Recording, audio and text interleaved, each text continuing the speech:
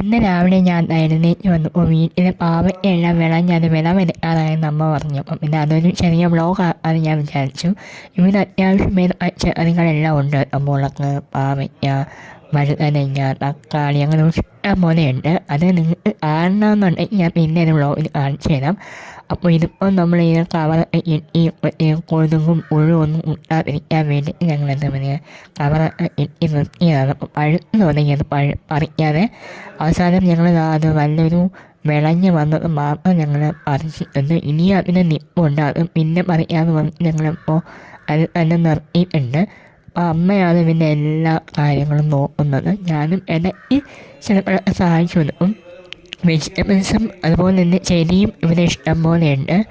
അപ്പോൾ ഞങ്ങൾക്ക് അത്യാവശ്യം വേണ്ടുന്നൊരു പച്ചക്കറിയും കാര്യങ്ങളൊക്കെ ഇവിടെ നിന്ന് തന്നെയാണ് ഞങ്ങൾ വാങ്ങുന്നത്. ഉരുളക്കിഴങ്ങ്, കപ്പലണ്ടി എല്ലാം നട്ടിട്ടുണ്ട്. അപ്പോൾ വീട്